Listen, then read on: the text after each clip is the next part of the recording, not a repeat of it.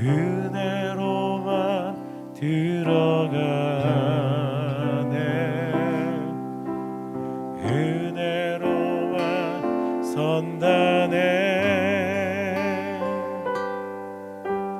그분의 의하니 어린 양의 보혈로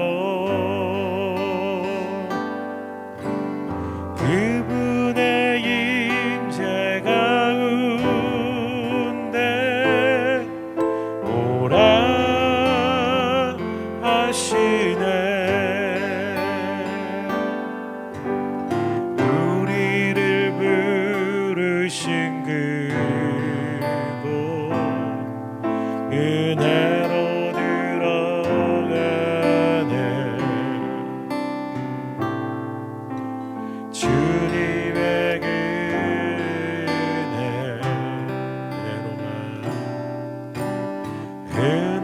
은혜로만 들어가네.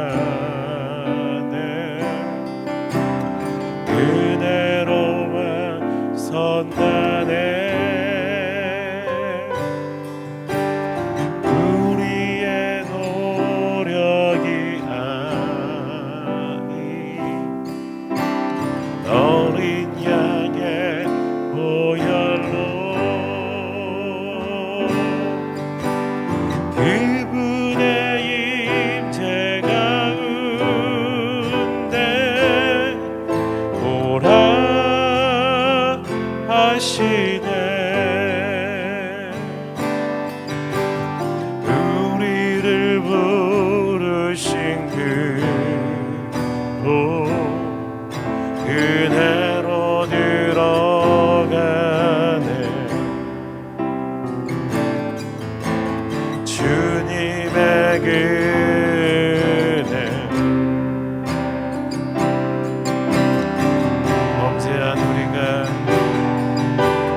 범죄한 우리가 어찌 서리요.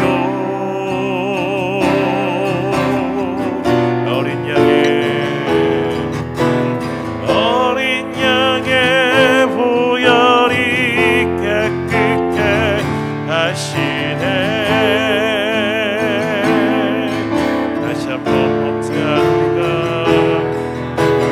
범죄한 우리가 어찌 서리요.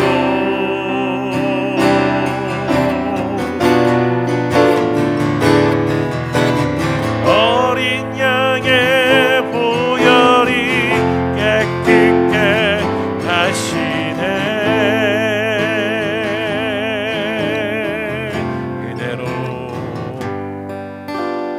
은혜로만 들어가네.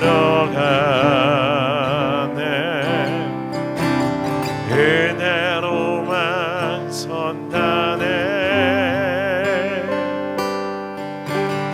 우리의 노력이 아닌 어린 양의 보혈로 그분의 임재 가운데 오라 하시네. 우리를 부르신 그곳 은혜로 들어가네.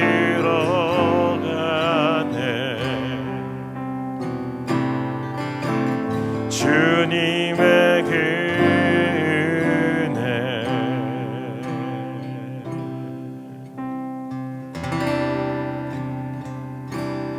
내 주의 보혈을 정하고 정하다 내 죄를 정케 하신 주 나오라 하신다. 내 주의 보혈을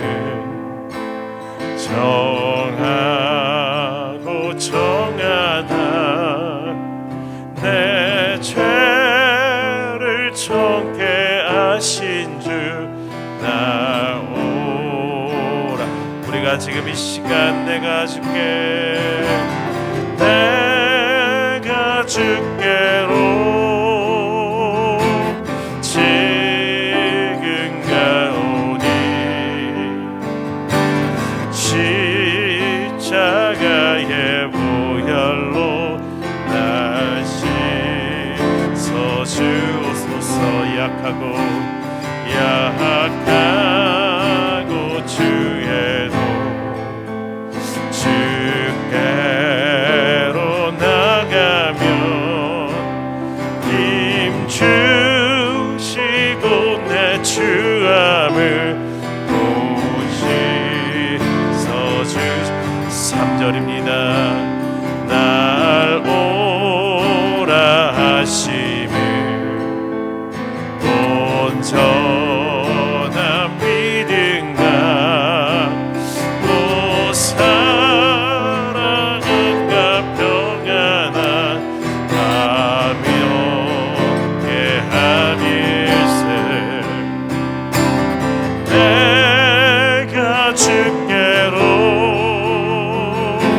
지금 가오니 십자가의 보혈로 날 씻어주소. 큰 죄인 복받아 일기를 얻었네. 한없이 넓고 큰 은혜 베풀어 주소서. 내가 주께로 지금 가오니 십자가의 보혈로 날 다시 한번 내가 주께로, 내가 주께로 지금 가오니 십자가의 보혈로 날 씻어주소서. 내 가슴에 두 손을 얹고 5절입니다. 그 피가 마음속에 큰 증거 됩니다. 내 기도 소리 들으사 다허라. 내 주의 보혈, 내 주의 보혈을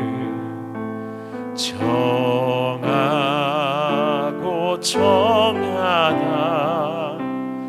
내 죄를 정케 하신 주 날 오라 하시나. 내가 주께로 지금 가오니 십자가의 보혈로 날 씻어 주소서. 두 손을 모아 우리 마음속에 증거가 되게 하시는 예수 그리스도, 그 믿음의 주, 그분께 우리를 의지하며 의탁하며 나가기 원합니다. 주님, 오늘도 우리와 함께 하셔서 하나님의 은혜로 나아갈 수 있도록 붙잡아 주시옵소서. 간절히 주님 앞에 기도함으로 나가겠습니다.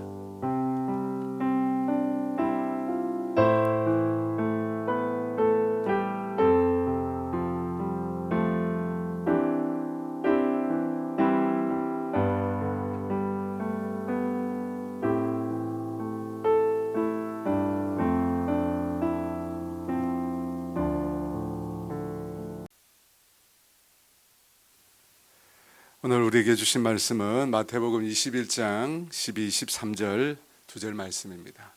마태복음 21장 12절, 13절 두 절입니다. 우리 다 같이 한 목소리로 같이 읽습니다. 예수께서 성전에 들어가서 성전 안에서 매매하는 모든 사람들을 내쫓으시며 돈 바꾸는 사람들의 상과 비둘기 파는 사람들의 의자를 둘러보시고 그들에게 이르시되 기록된 바 내 집은 기도하는 집이라 일컬음을 받으리라 하였거늘 너희는 강도의 소굴로 만드는도다 하시. 아멘. 예수님께서 마지막으로 예루살렘에 입성하신 후에 제일 먼저 하신 것은 그 예루살렘에 있는 하나님의 성전을 새롭게 하는 일이었습니다. 12절에 예수께서 성전에 들어가사 성전 안에서 매매하는 모든 사람들을 내쫓으시며 돈 바꾸는 사람들의 상과 비둘기 파는 사람들의 의자를 둘러 엎으시고. 오늘 본문의 이 성전은 헤롯 대왕이 유대인들의 환심을 사기 위해서 기원 전 19년에 개축한 제3의 성전이었습니다. 흔히 헤롯 성전이라고 불려지는데 이 성전이 완성될 때까지는 무려 46년이나 걸렸다고 합니다. 이 헤롯 성전은 처음 지어진 솔로몬 성전과 두 번째 스룹바벨 성전과는 이 구조에 있어서 많이 달랐습니다. 이전의 성전들은 이 성전 문을 열고 들어서면 바로 짐승을 잡아들이는 제단이 놓여 있었습니다. 그리고 그것을 지나면 우리가 흔히 잘 아는 성소와 지성소가 있었습니다. 그런데 이 헤롯 성전은 그 규모 면에 있어서 이전 성전들과는 비교되지 않을 만큼 굉장히 컸습니다. 그리고 이 성전과 지성소에 이르기까지 많은 뜰이 있었다고 합니다. 먼저는 이 이방인들도 들어갈 수 있는 이방인의 뜰이 있었습니다. 그곳을 지나면 이 여인들이 기도했던 기도의 뜰이 있었습니다. 또 그곳을 지나면 유대인 남자들만 들어갈 수 있는 이스라엘의 뜰이 있었습니다. 그리고 그곳을 지나야 비로소 짐승을 잡아들이는 제단이 있는 레위인 제사장들만 들어갈 수 있는 제사장의 뜰이 있었습니다. 그리고 그 안에 성소와 1년에 단 한 번 대제사장만 들어갈 수 있는 지성소가 위치해 있었습니다. 그렇게 이방인의 뜰, 여인의 뜰, 이스라엘의 뜰, 그리고 제사장의 뜰로 성전 전체가 구성이 되어 있었습니다. 예수님 당시 이 성전 뜰에서는 물건을 사고 파는 상행위를 할 수가 없었습니다. 대신에 이방인의 뜰에 물건을 판매하는 상점이 위치해 있었습니다. 그곳에서 이 제사를 위한 각종 물건들을 구입할 수가 있었습니다.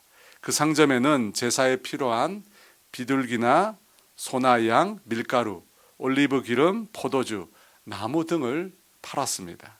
그리고 성전세로 바치는 반세계를 바꾸는 환전상도 그곳에 있었습니다. 그런데 그 상점은 당시 대제사장인 안나스 가문이 직영으로 그것을 운영하고 있었습니다.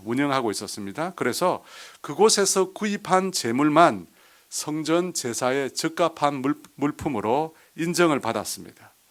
여러분, 제사를 드리기 위해서는 온전한 재물을 드려야 하는데 그것을 판별하는 사람들이 대제사장이었기 때문에 그들은 자신들이 운영하는 상점에서 구입한 재물만 적합한 것으로 판정을 내렸던 것입니다. 그러자 당연히 이 재물의 가격은 시중보다 몇 배나 비쌌고 대제사장 가문의 사람들은 그 재물의 판매를 통해서 엄청난 폭리를 취하게 된 것입니다. 그런 탐욕에 대해서 그들이 저지른 그런 탐욕에 대해서 예수님께서 분노하신 것입니다. 12절에 보면 예수님께서 돈 바꾸는 사람들의 상과 비둘기 파는 사람들의 의자를 둘러 엎으셨다고 했습니다. 왜 많은 재물 중에 돈 바꾸는 사람들의 상과 비둘기 파는 사람들의 의자를 둘러 엎으셨을까요? 여러분, 그것이 가장 탐욕이 극심했기 때문입니다. 당시 성인 남자들은 성전세를 내야 하는데 이 성전세를 아무 화폐나 드릴 수 있는 것이 아니었습니다. 지정된 화폐만 드릴 수가 있었습니다. 당시 통용되는 로마 화폐로는 성전세를 낼 수 없고 유대 화폐로 환전을 해야 했습니다. 그런데 그 화폐를 아주 비싸게 환전해 준 것입니다. 환전을 통해서 엄청난 폭리를 남긴 것입니다. 또 비둘기는 가장 가난한 사람이, 여러분 가장 가난한 사람이 하나님께 바쳤던 제물이 비둘기였습니다. 그런데 그 비둘기 한 쌍의 값이 시중보다 무려 80배나 비싸게 팔기도 했다고 합니다. 가난한 사람이 바치는 그 제물에 그토록 많은 이윤을 붙인 것입니다.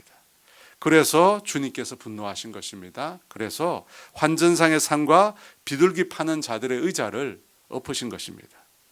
예수님께서는 당신의 성전에서 거룩한 제사가 드려지기를 원했는데 대제사장이라는 당시 최고 종교 지도자는 이 성전 제사를 통해서 엄청난 폭리를, 탐욕을 취한 것입니다. 예수님께서 그것을 보시고 그들의 악함을 보시고 구약 성경을 인용해서 이런 말씀을 하시게 됩니다. 13절입니다.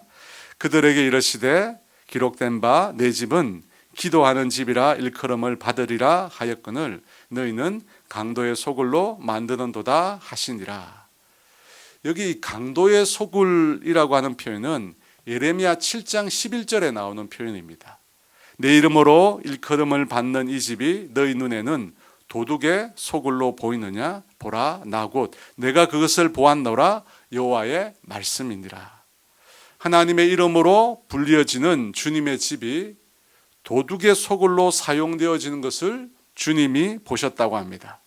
여러분, 하나님의 이름이라고 하는 것은 하나님의 소유를 뜻할 뿐만 아니라 하나님의 존재를 말하는 표현입니다. 하나님이 어떤 분이신지를 나타내는 것이 하나님의 이름이라는 것입니다. 그런데 하나님의 이름으로 일컬어지는 곳이 바로 성전입니다.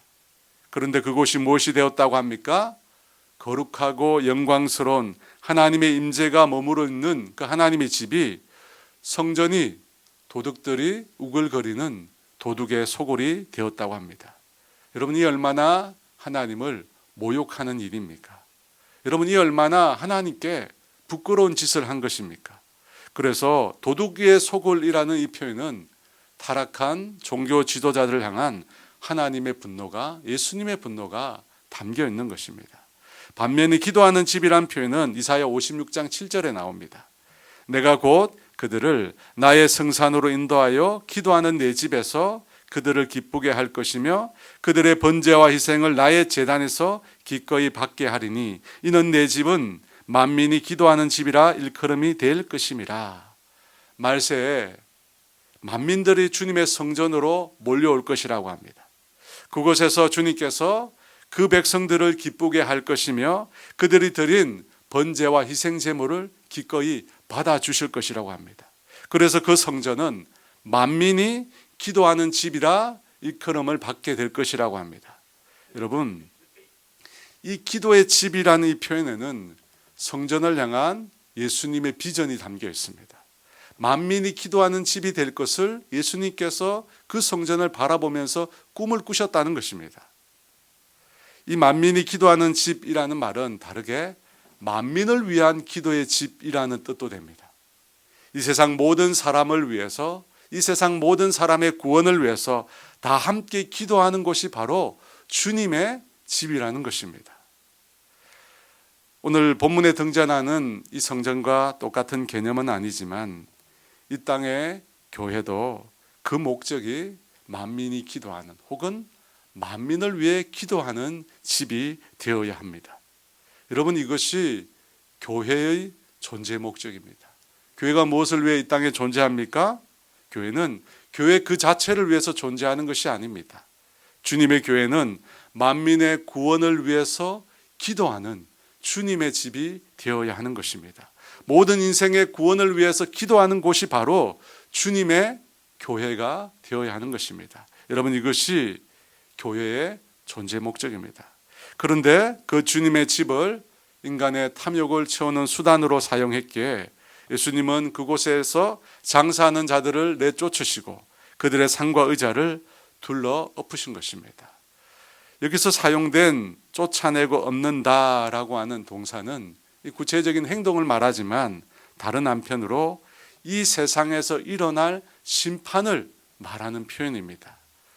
마태복음 24장 1절과 2절에 보면 오늘 본문에 나오는 이 성전이 무너질 것을 예수님께서 말씀하셨습니다. 예수께서 성전에서 나와서 가실 때 제자들이 성전 건물들을 가리켜 보이려고 나오니 대답하여 이르시되 너희가 이 모든 것을 보지 못하느냐? 내가 진실로 너희에게 이르노니 돌 하나도 돌 위에 남지 않고 다 무너뜨려지리라. 제자들은 무려 46년에 걸쳐 지어진 웅장한 성전 건물에 감복했습니다. 그래서 그곳을 예수님께 보여주려고 한 것입니다.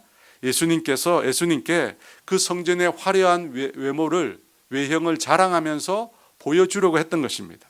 그런데 예수님께서는 제자들에게 그 성전을 향해 돌 하나도 돌 위에 남지 않고 다 무너지리라라고 하는 심판을 예언하셨습니다. 왜 예수님께서 성전을 향하여 이런 심판을 예언하셨습니까? 성전이 성전으로서의 기능을 상실했기 때문입니다. 만민을 위한 기도의 집으로 사용되어야 할 곳이 강도가 우글거리는 소굴이 되었기 때문입니다. 하나님의 거룩한 이름이 새겨질 그곳에 인간의 탐욕으로 가득한 곳이 되었기 때문입니다. 더 이상 성전이 이 땅에 존재할 이유가 없어진 것입니다. 그래서 돌 하나도 돌 위에 남지 않고 다 무너지리라 심판을 말씀하신 것입니다. 그리고 실제로 예수님의 말씀처럼 주 70년에 이 예루살렘 성전은 돌 하나도 돌 위에 남지 않고 다 무너져 버렸습니다. 예루살렘을 정복한 로마 구인들은 예루살렘 성전 돌마다 이 금붙이가 붙어 있다는 말에 그 금붙이를 떼어내려고 성전 돌을 두 개도 같이 두지 않게 했기 때문입니다. 사랑하는 여러분, 오늘 이 말씀은 우리에게 무엇을 교훈합니까? 아무리 아름답고 화려해도 성전이 그 목적을 잃어버리면 하나님께는 아무것도 아니라는 것입니다. 만민이 기도하는, 만민을 위한 기도가 없다면 성전 건물 자체는 아무런 쓸모가 없다는 것입니다. 그래서 여러분, 유럽에 수없이 아름답게 세워진 교회 건물은 아무런 쓸모가 없는 것입니다. 존재 이유가 없는 것입니다. 여러분, 하나님이 찾으시는 것은 인간의 화려한 거칠애가 아닙니다. 하나님을 향한 진실한 믿음과 진실한 사랑을 지금도 찾고 계십니다. 사랑하는 여러분, 2000년 전 사라진 헤롯 성전만이 아닙니다. 주님은 오늘 이 땅의 교회를 향해서도 동일한 경고를 하고 계십니다. 요한계시록 2장 4절과 5절에 에베소 교회를 향하여 주님께서 이렇게 말씀하십니다. 너를 책망할 것이 있나니 너의 처음 사랑을 버렸느니라. 그러므로 어디에서 떨어졌는지를 생각하고 회개하여 처음 행위를 가지라. 만일 그리하지 아니하고 회개하지 아니하면 내가 내게 가서 내 촛대를 그 자리에서 옮기리라. 처음 사랑을 잃어버린 에베소 교회를 향하여 주님께서 경고하셨습니다. 어디서 믿음을 잃어버렸는지, 어디서 처음 사랑을 잃어버렸는지 생각하고 회개하라고 하십니다. 처음 가졌던 신실한 믿음을, 처음 가졌던 주님을 향한 진실한 사랑을 다시 가지라고 하십니다. 그렇지 않으면 내 촛대를 옮기시겠다고 합니다. 당신의 교회를 폐하시겠다고 합니다. 사랑하는 여러분, 예수님께서 십자가를 지시기 위해서 예루살렘에 들어오신 후 제일 먼저 하신 일이 당신의 성전을 새롭게 하는 일이었습니다. 이 일을 제일 먼저 하셨습니다.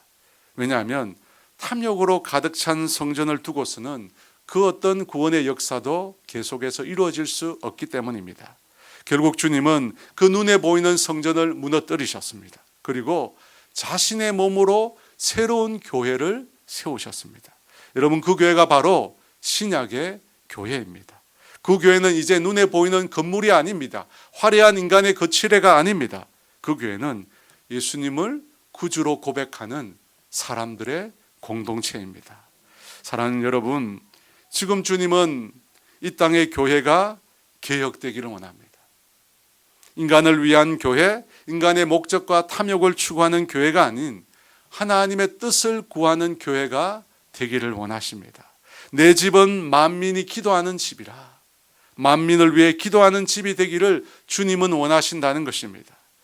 인간적인 세속적인 욕심을 우리가 모두가 벗어버리고 주님이 원하시는 그 교회가 되도록 해야 할 것입니다. 여러분, 교회가 변화되지 않으면 우리가 살고 있는 이 땅에 소망이 없습니다. 왜냐하면 교회만이 이 땅의 유일한 소망이 되기 때문입니다. 교회만이 인생을 구원하는 하나님의 유일한 구원 방주가 되기 때문입니다. 여러분 믿으십니까? 여러분, 교회가 변화되어야 합니다. 교회가 변화되어야지 교회의 지체인 우리도 변화될 수 있는 것입니다. 주님이 여러분 우리를 구원하셨다라고 하는 것은 주님께서 교회를 세우셨다는 뜻입니다. 그런데 그 교회가 지금 타락의 가운데 있습니다. 여러분, 교회 변화 없이 성도의 변화가 일어나지 않습니다. 교회의 변화 없이 우리 각 개인의 신앙의 회복이 일어날 수 없는 것입니다. 그래서 오늘 저와 여러분이 이 땅의 교회의 회복과 변화를 위해 먼저 기도해야 할 줄 믿습니다. 다시 우리가 회개하고 주님에 대한 신실한 믿음, 진실한 사랑을 회복하도록 함께 기도해야 하겠습니다. 여러분 기도하겠습니다. 사랑하는 여러분, 주님께서 이 땅에 오신 것은 우리를 구원하기 위해서입니다. 그 말은 다르게 말하면 이 땅에 주님의 몸된 교회를 세우기 위해서입니다. 왜 교회를 세우시려고 하셨습니까? 만민을 위한 기도의 집으로 우리를 세우신 것입니다. 이 땅에 있는 모든 백성들을 구원하기 위해서 주님이 이 땅에 교회를 세우시려고 하는 것입니다. 여러분, 그 교회가 타락하여 가고 있습니다. 여러분, 눈을 뜨고 볼 수 없을 만큼 타락한 가운데 있습니다. 다시금 이 땅의 회복을 위해서, 이 땅의 교회를 회복을 위해서 이 시간 우리 모두가 함께 다시 기도하기를 원합니다. 여러분, 주기도문 없습니다. 계속 기도하다가 돌아가시기 바랍니다. 우리 주여 한번 부르짖고 기도하며 나가겠습니다. 주여! 하나님 아버지, 아버지 주여 임하여 주시옵소서.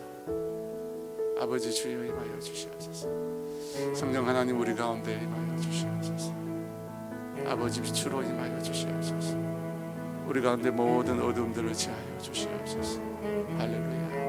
하나님, 이 땅에 교회 회복이 없이 아버지 아무것도 일어나지 않습니다. 다시금 하나님 아버지, 이 땅이 새로워지기를 원합니다. 주님의 몸된 교회가 새로워지기를 원합니다. 주께서 그 피로 값주고 사신 교회가 아버지 새로워지기를 원합니다. 하나님 아버지, 너희가 어디에서 떨어졌는지 처음 사랑을 기억하라고 하셨습니다. 처음 믿음을 회복하라고 하셨습니다. 주님, 우리 가운데 임하여 주시옵소서.